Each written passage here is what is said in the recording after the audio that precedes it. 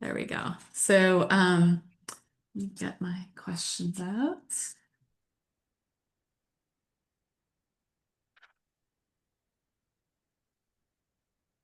I love that I didn't know like who many of these women were. That was just blew my mind. Yeah, I didn't either. Yeah, that was wonderful. So, I guess we'll start from the beginning. So, can you talk about, and I know that you did talk about this in your Lit Hub piece, which I loved, and I'll be linking to, but in also the introduction. But can you talk about what drew you to this project overall, Yeah. and why it became so important to you? Because obviously, it's one thing to, you know, be curious and follow the lead, and it's another to like commit to writing a book about it. Yes, it is. Y- Yeah, I think the main reason that it snowballed into what it became was because of my growing conviction of how talented and great these writers were. The deeper I went, the more I felt like there was a real injustice that they are not part of our regular conversations about literature in this period, the development of the novel, even the development of other genres, for example, in the works of Hester Lynch Piozzi or in the development of the comedy in the English language, as with Elizabeth Inchbald. The contributions these women made were significant and recognized as such in their own periods. And I knew none of this before I started this project, and Austen was my excuse. I started with her because I loved her novels, and I liked the basic idea. I thought it was a playful idea to say, okay, if these were Austen's favorite writers, let's test Austen's taste. She is known as a writer of great discipline, of great wit, of great balance. So, how does that play out in her reading? And because I didn't know much about these women, and because I had considered myself fairly well read in the history of the novel, I was actually anticipating concluding that Austen was wrong. It was almost a cheeky project initially. And then I read Evelina. Evelina was the first of the books in the project, and I loved it. And I was not only did I enjoy the book, but I was most surprised by how it still felt relevant. I think when we look back at a novel from the 18th century, we say, what does it have to say to us today? How could the life of a woman in the 18th century have any meaning for me?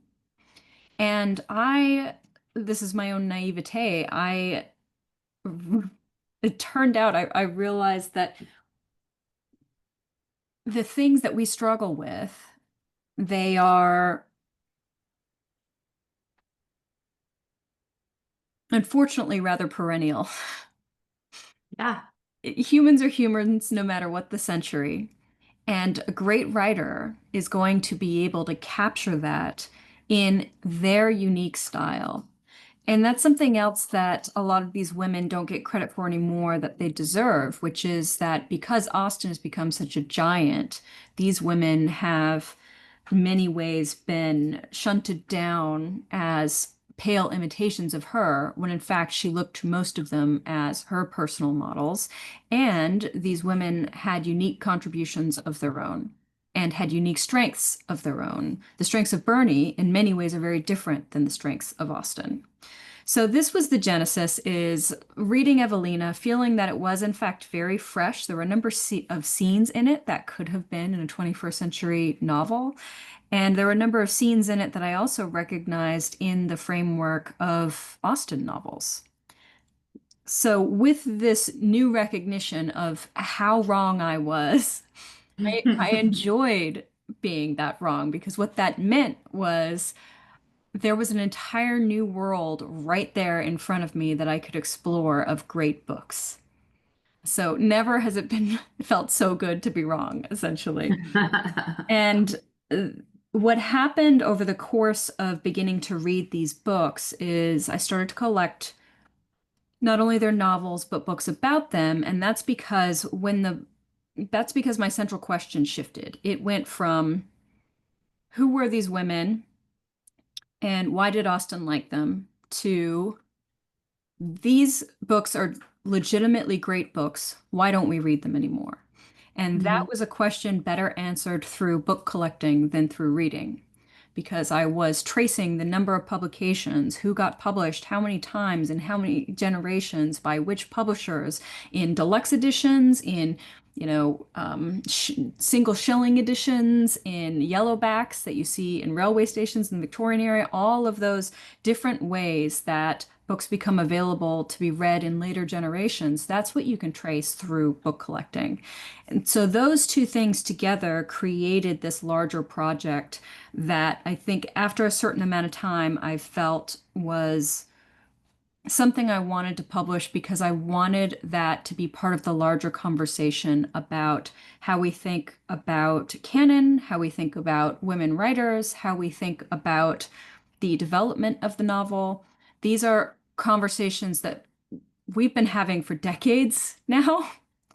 But what I thought I could contribute individually to that conversation largely came from the personal book collecting aspect of it, because that was my area of expertise as a rare book dealer. And hoping to show in Jane Austen's bookshelf by example that book collecting isn't just the $4 million Shakespeare folios. It is also that $15 paperback version of that Jane Austen Northanger Abbey that looks like it's a Gothic romance from the 1960s. Or, the 1970 publication of The Female Quixote by Oxford University Press. That was the first time it came back in circulation in the 20th century, allowing her to become canonical again, that I paid $25 for. Those are still collecting. As long as you're looking at it as a historical artifact, that you're saying why this copy of this book, you're collecting. I love that unique perspective that you have as a collector. I mean, I think because of the area that I work in, I have no choice but to become a collector because there are so many, there's so many books that you can't obtain otherwise. Yes. I mean, I do have a wonderful library I have access to through Shields Library at UC Davis, which they can find a lot, but they can't find everything. And I loved following, your expertise in that area and following the way that you could really understand publication history. And it really gave a new depth to um, how popular these writers were. And it really made me wonder more about this term you brought up in the book that I think would be really great to clarify for readers is the great forgetting. Could you talk a little bit about that? Yes. The Great Forgetting is a term that was created in the academic world when this was noticed. So, what I'm describing in Jane Austen's bookshelf is not new. I'm not claiming anything new here. What I am responding to personally in the book is a movement that began in universities in the 1970s that we often call the feminist recovery movement, right? And I'm sure your readers will be very familiar with that. And during that period, there was a retrospective approach to not just these individual authors, but to the history of criticism, and saying, how do these larger structural functions structure out the contributions of women? And so when you look back at this period that is full of major contributions by women writers, if you're actually submerging yourself into the period, the narratives that you would get from critics in the 19th and early 20th century pretty much just erased them. And the term that the feminist recovery critics gave for that was the Great Forgetting. Capital G, capital F.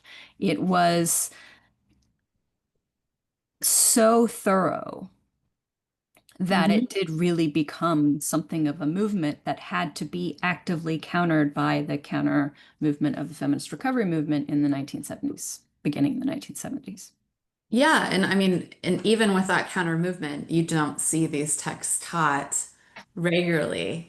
Like I think you brought up like the idea that these names of authors aren't actually on like AP exams and things like that. That that wider reach that we're going to get besides academia, right? Like um, Yes. it's not something maybe they'll read some Jane Austen, maybe some Bronte, but that's it. Hmm. Yeah, Uh, when you're speaking at the university level, if you're getting deep enough to say do a class on the 18th century novel, you'll probably read Evelina. But right. that's many layers beyond what the average reader is doing, and certainly what the average Austen lover is reading. And the average Austen lover will probably really like these novels. And so we need to kind of break down those levels and have it not be only there. Yeah. No, and I really like what you brought up, the idea that we're raised in a culture that makes us feel like the women who lived in centuries before us were so different, right? They Yeah. were they were people that we would never relate to, right? And then you read them and you're like, "Oh my God, that's like my girlfriend," right? Like Yes, it's so crazy, absolutely. right? No, Um, I felt that over and over again when you read the novels or the letters of these women or the essays, they have a lot of the same preoccupations that we do. They react with the same, throwing one's hands up in absurdity when they're dealing with sexism. It's not as if they were unaware. We sometimes, I think, infantilize people from the past and flatten them and say, mhm. oh, because, for Especially instance, Hannah women. More was a very socially conservative person, that therefore she was just, a puppet of the patriarchy. In fact, Hannah More was a much more complicated figure than that, as most people are. And if we actually allow people to be human, then suddenly they get a lot more interesting, and what they have to say is worth engaging with. Exactly. Well, let's talk a little bit about the references that you bring up. I think that's a really good entry for readers to just want to pick up your book. Um, in Evelina, right? The Pride and Prejudice Oh, that's quotation. actually Cecilia the second. Yeah. Oh, sorry. Second Yes. novel. Yeah, I mostly in the book focus on Evelina, but yes. So that was for me the catalyst for the whole project was running into something. It was just an internet search, just finding via an internet search when I was looking up Frances Burney that the phrase Pride and Prejudice was likely taken from her second novel, Cecilia. And Cecilia was a huge literary event when it was published. And Austen read every one of Burney's novels with great joy and satisfaction. And she reread them too. We know this from her letters. She would reference the characters in Burney novels multiple times in her letters, especially to Cassandra, with the expectation that Cassandra too would just have such a baseline familiarity with Burney's characters in her novels that they can make that reference without needing to say, like in Burney's novel Cecilia, they would just name the character. Yeah. And I that love type of that. familiarity, that's something I completely missed. And I think that when you look at Austen's novels, when you read Austen's novels again after reading these, you learn, as I said in the Willet Hook piece, you learn that Austen actually was not all that original, but that's not the point. The No. point is how each individual writer, as an artist, treats this subject matter. They all do it differently. Yeah, and I think that idea of intertextuality that um, because of the Great Forgetting, we've lost this deep intertextuality that was happening in all of these writers. And it's like half or more than half, because women were publishing more novels than men at this time, Yes, right? correct. And Hmm. so we lost like two-thirds of the content that was being published and all the intertextuality that goes along with it. So it's not just a matter of feminist recovery, it's a matter of actually deeply understanding literature Yes. in a fuller way, don't you think? Yes, absolutely. This is why I say it matters to our understanding of the evolution of the novel and our understanding of canon. Mhm. I think that focusing on these writers as women can teach us a lot of things, but that we also want to be careful not to silo them solely as women authors, right? It's not that Elizabeth Enstwald was the best woman playwright of the 18th century. She was one of the best playwrights of the 18th century. So Yeah. I do think you're right. We want to be thinking in broader umbrella terms because that's how their impact was felt at the time.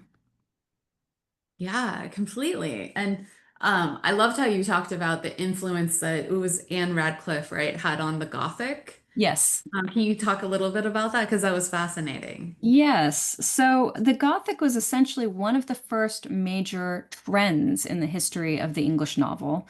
And there were a few Gothic novels that existed before Anne Radcliffe, but they were in many ways little experiments. Horace Walpole's Castle of Otranto is, of course, the most famous.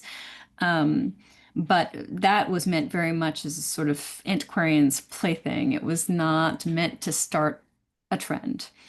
But Anne Radcliffe, when she starts publishing novels with Gothic elements, her writing is so compelling and so page turning that all of her books become this big event. They are immediately adapted for the stage. People are writing odes and printing them in the newspapers about how great she is.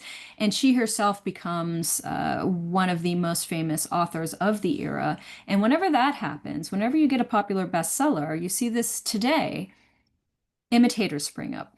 Hmm. And some of those imitators are great on their own terms, and others are clearly just trying to jump in on a trend, right? We see this, we saw this with Harry Potter, we saw this with Twilight, we see this over and over again, right, in the history of literature. And this is exactly what happened with Anne Radcliffe and the Gothic novel.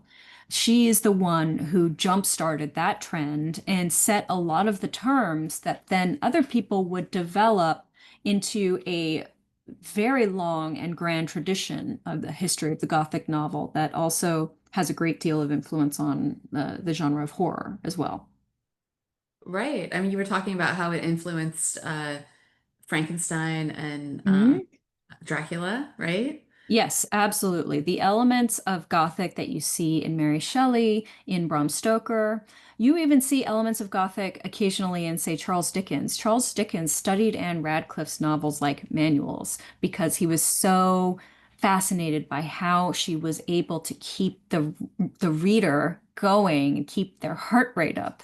She was a writer that was very deeply beloved by other writers whom we still esteem today, not only Dickens, but people like Byron.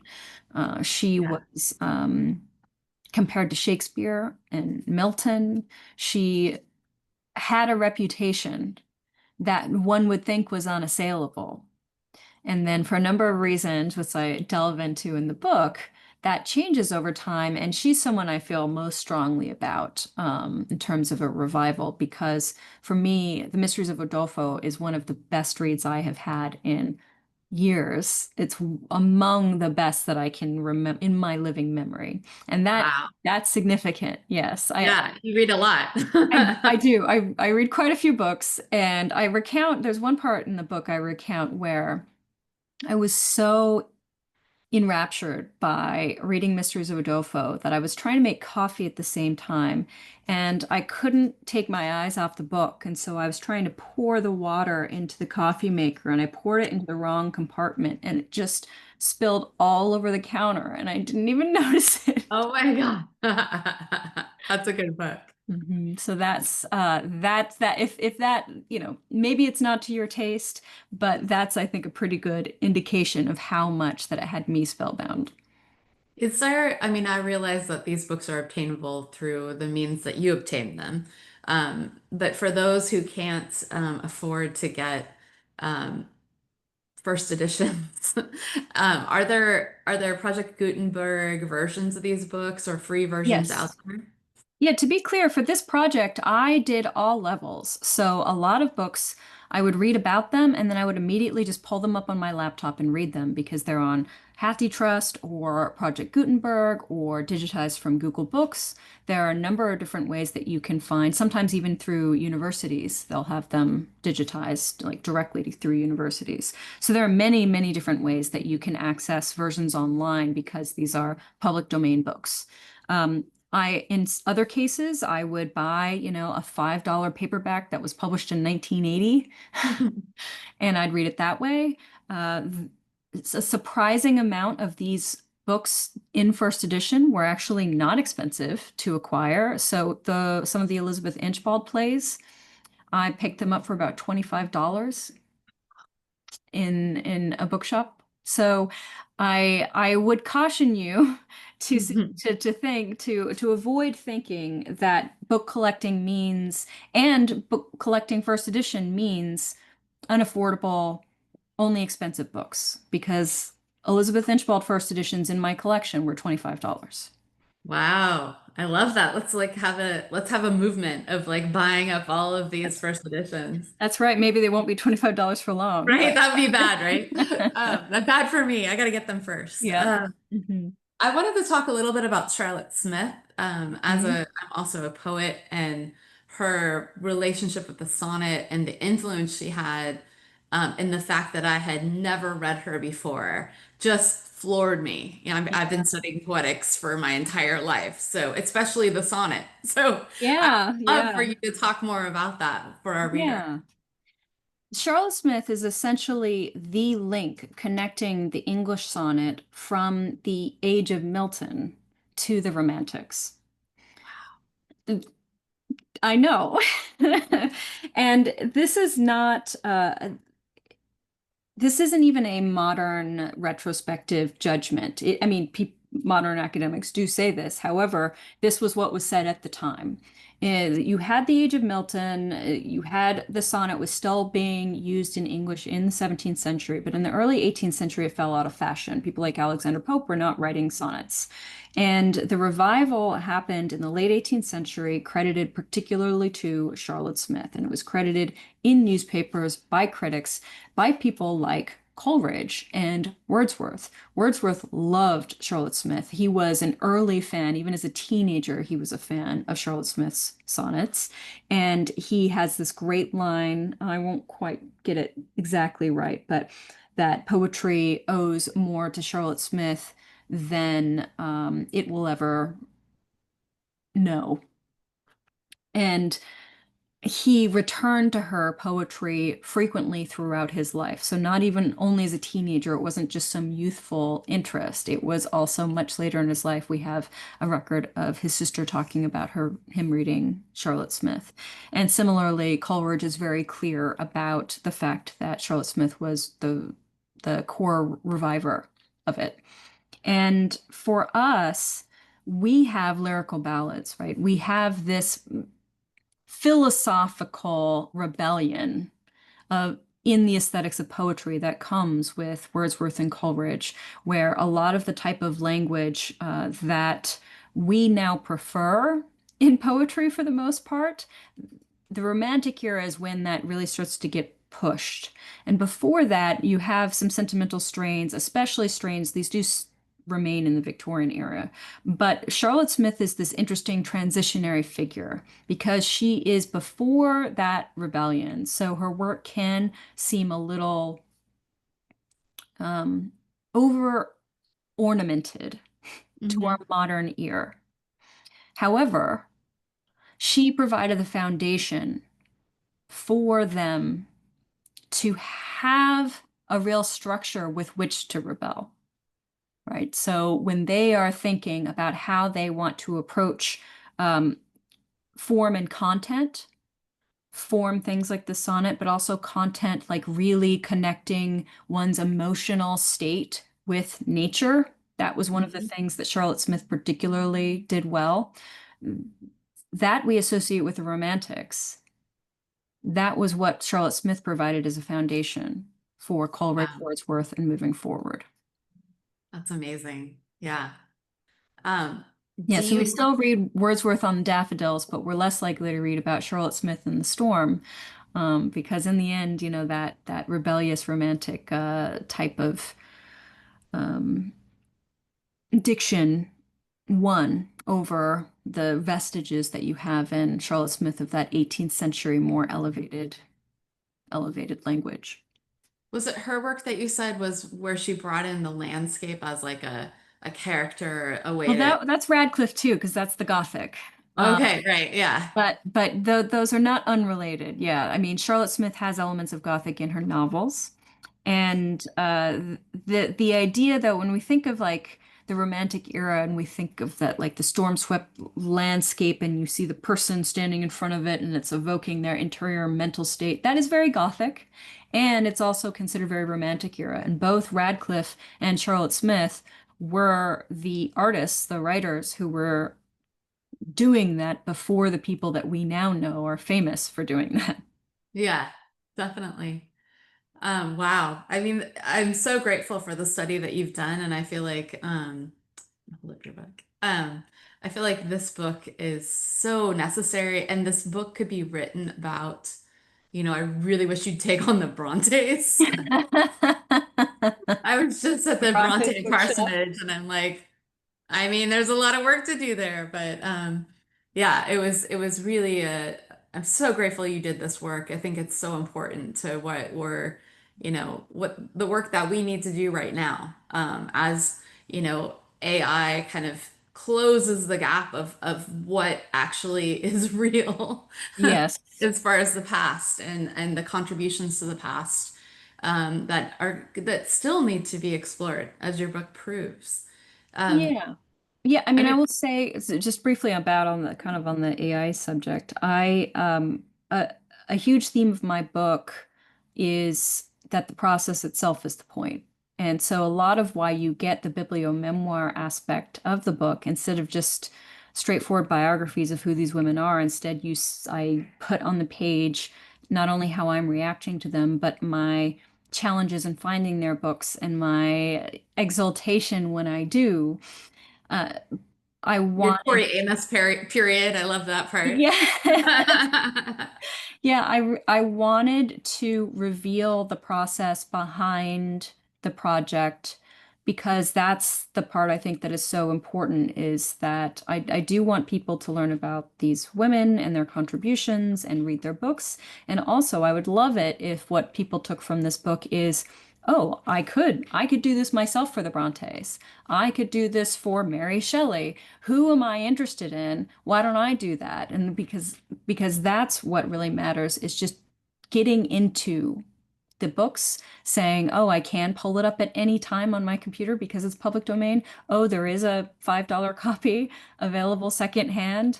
And just giving people permission to chase down those rabbit holes and show them what it looks like when you do. That was a big part of the book.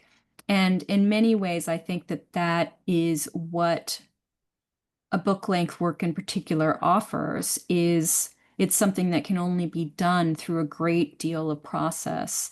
And in many ways, we're so results oriented with how we focus on how AI is working that we just want an answer, right?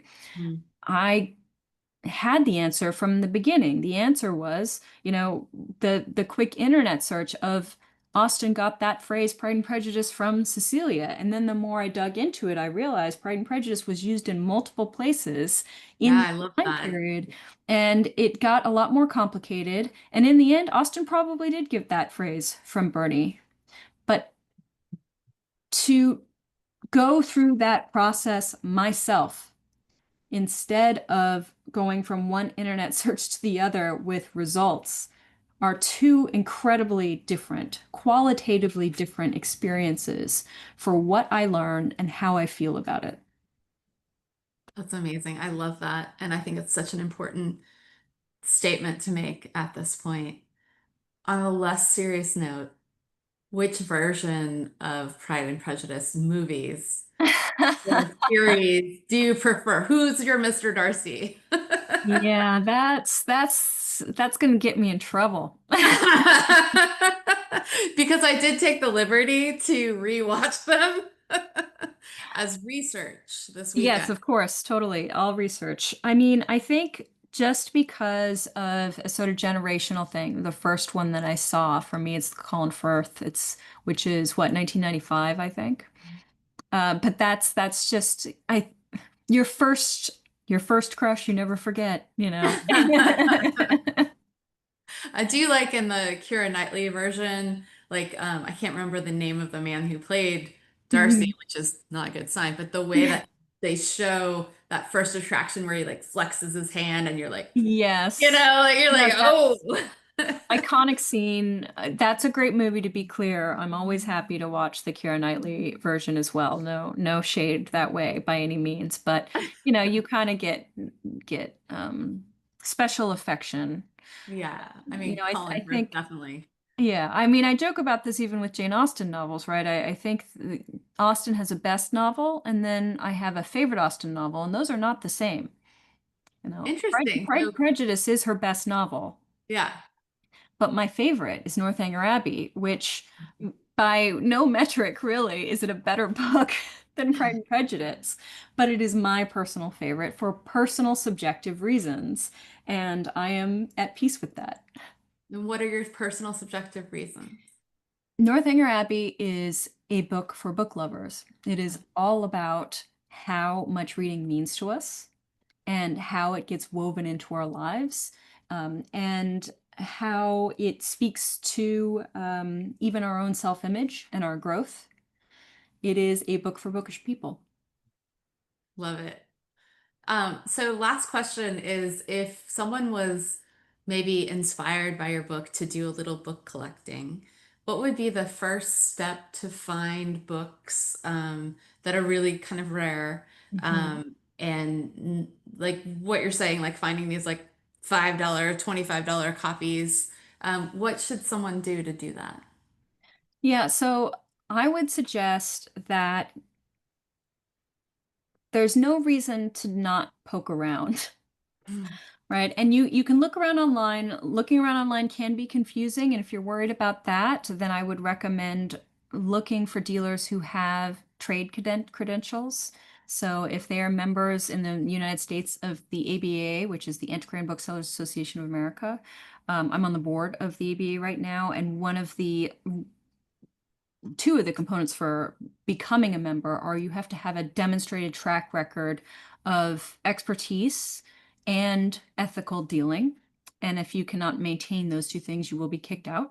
So if you're kind of looking around online and you're on eBay and you're like, this looks really interesting, but I have no idea if this is a first edition like they say it is, or if it's in good condition and what if it's restored? Is that a good price? I don't know any. Like if you start to get overwhelmed with all of that, then go to the ABA website, work with dealers who have those types of credentials, and then you don't have to ask all those questions. You can just look at the books and be like, do I like this one? Do I like that one? Let yourself respond to what you're seeing. Some things, like say if you're collecting Austen, there are so many different choices, and you might say, oh, that edition's not for me. But like, oh, I really love that mid-century edition.